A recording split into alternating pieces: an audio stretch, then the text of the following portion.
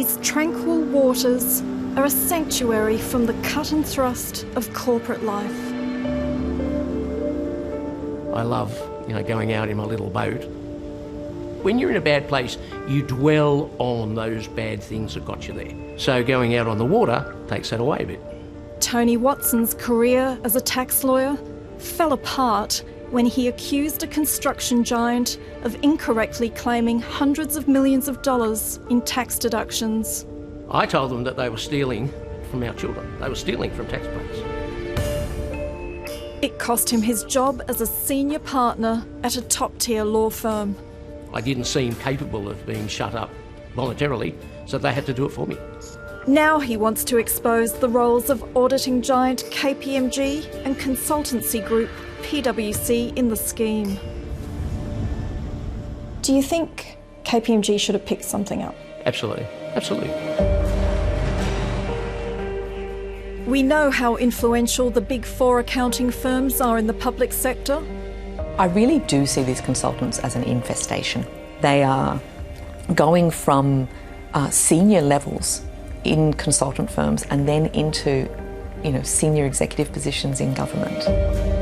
They made at least $10 billion in government contracts over the past decade.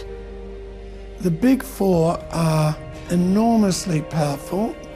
Their tentacles spread across the whole of big business, globally and locally, and that power is unchecked, untransparent, invisible. The operations of these giants in the private sector have received little public scrutiny.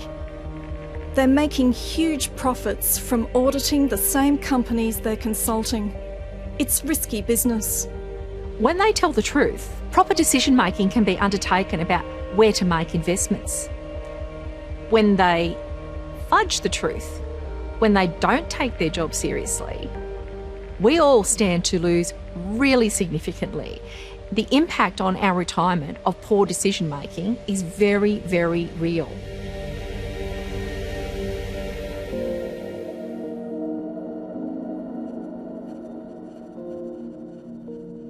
A staggering 97% of the audit work of the country's biggest 300 listed companies are done by the Big Four. Between consulting and auditing, they earned more than $4 billion in 4 years. But not all private sector work is disclosed, meaning it could be billions of dollars more. Crushing is the term a lot of whistleblowers use, and I think that is a very good term. It is a weight upon you. You feel the albatross on you, and it's hard to get up. Tony Watson worked for Greenwoods and Herbert Smith Freehills since it began in 1985. Within 4 years, he rose to partner, managing its biggest client, Lendlease. I worked for Lendlease and the board on nearly every major tax transaction they did for 30 years. So if the board did acquisitions, capital returns, dispositions, any tax litigation, I was involved. In 2013, he became concerned Lendlease was double-dipping on tax claims over a $1.7 billion purchase of retirement villages. I found that Lendlease were harvesting the tax deductions and brazenly booking the second deduction to profit. So for every $100, they would book $30 to profit. And it was really just stealing from the Australian taxpayer. The scheme boosted the developers' profits. How much do you think Lendlease made from this tax scheme? I estimate over $250 million and possibly upwards of $300 million. So that's based on $1 billion of deductions. Watson raised his concerns, but they were ignored. Instead, he says Lendlease called on PwC for advice on the scheme. When Lendlease knew I wouldn't support it, they went to Pricewaterhouse for all the subsequent acquisitions. That's when they became involved. Its external auditor KPMG approved the accounts.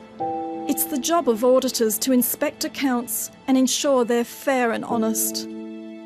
Well, they either agreed to it or missed it.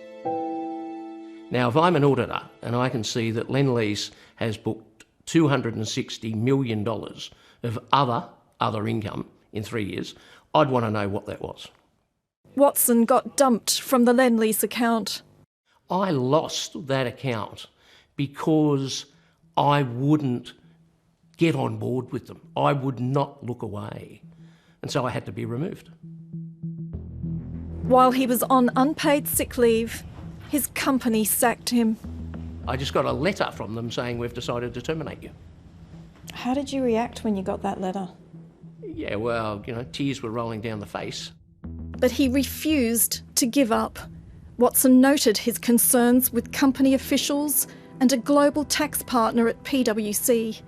He also outlined his concerns in emails.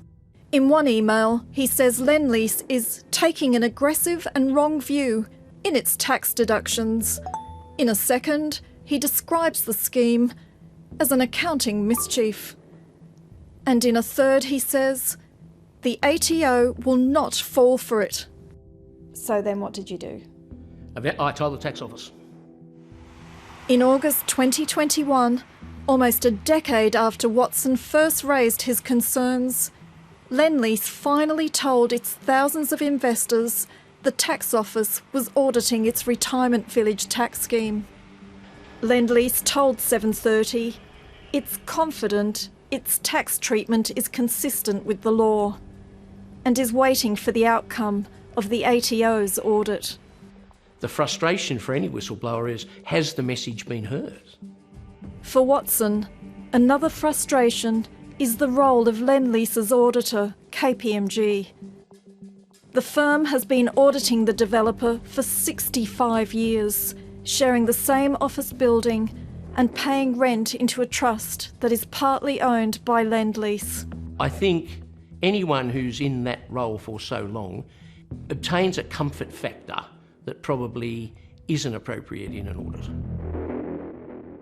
I think at the end of the day, companies like Lendlease should be rotating their auditors. What's the appropriate time for an auditor to rotate out of a company? That's always been an issue that's been debated. What about 10 years? 10 years could work. I think that's really something that the regulators need to actually look at. 20 years? 20 years probably too long. How about 60 years? Way too long.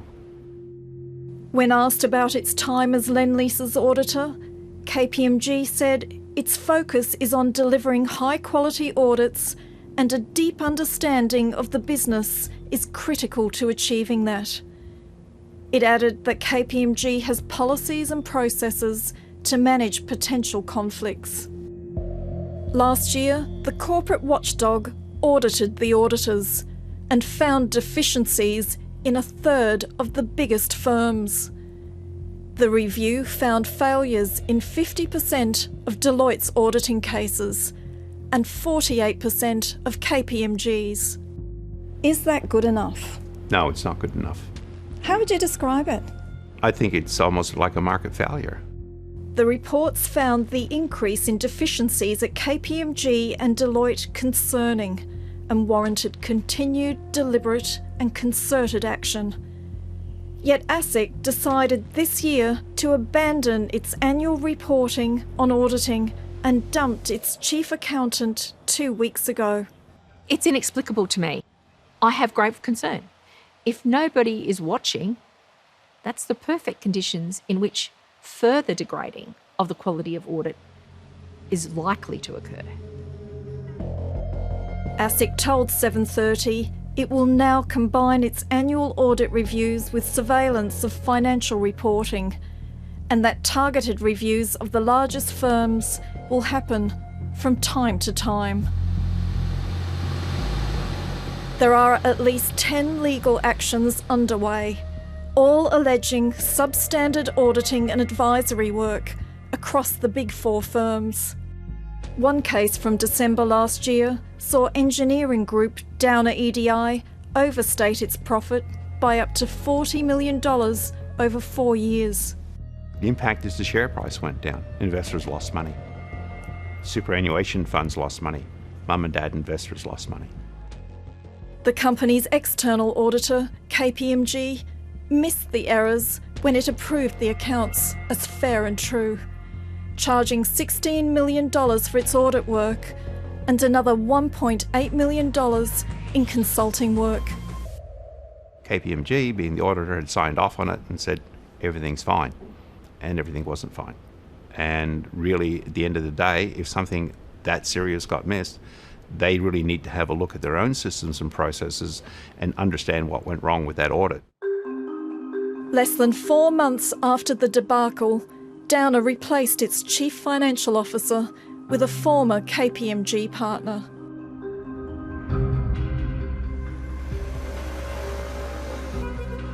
Monaco, an exclusive enclave in the French Riviera, is a playground for the rich and powerful, a haven for tax avoidance. Australia's Big Four consulting firms also have a base here. They're in Monaco because it is the tax avoidance centre of the world. It is also an epicentre for money laundering. I'm not surprised they're here because many of their clients operate through here. Professor Alan Fells is a former head of Australia's competition regulator and a global expert on economics and accounting. There's a lack of competition. All big business is audited here and overseas by the Big Four, and no one else can get in. His trip to Monaco is giving him a better understanding of the concentration of the Big Four.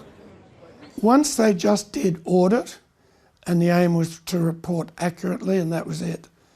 Now they are involved in multiple other activities, consulting, advice, and so on, which compromise their relationship with the firm being audited.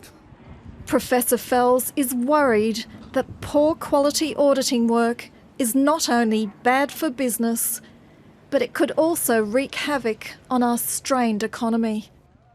We know that the global financial crisis of 2008 was partly triggered by bad auditing. And I have deep fears that something similar could occur to topple the global and the Australian economy in the coming period. To stamp out conflicts, he wants auditors to no longer be able to consult in the same firm. There needs to be a breakup of the big audit firms. Nothing less than a breakup will do. Self-regulation won't work, nor government regulation. Go for a clean break. The conflict between auditing and consulting is being noticed by those at the very top. A federal inquiry has been reopened to scrutinise the structure and oversight of the sector. Senator O'Neill. Hello, Adele. How are you? Labor Senator Deborah O'Neill will chair the inquiry. She spent years holding the Big Four to account. Some of the biggest businesses in the country are starting to have those suspicions on the back of what they've observed revealed here in the Senate. We've got a problem that cannot be ignored.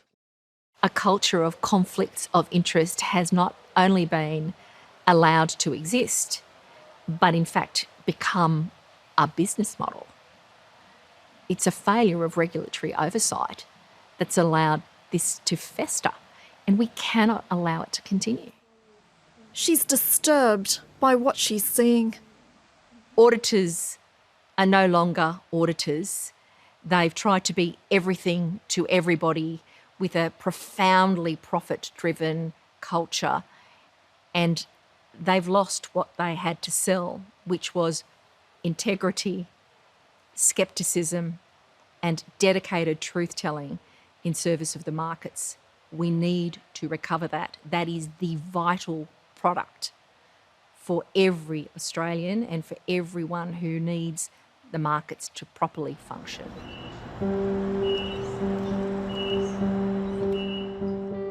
Whistleblower Tony Watson describes his recovery as a journey. One of the issues I faced getting back to work was just a reluctance to get on the train and travel to work. But eventually you get there, and that's what I did. A decade after sounding the alarm as a corporate insider, he's hoping to get justice by taking his old firm and Lendlease to court, alleging breach of contract and a right to compensation under Australia's whistleblower laws. I've travelled so far, euphemistically. I want people to see that my message isn't one of they crush you, they do, but my message is one of hope and coming back.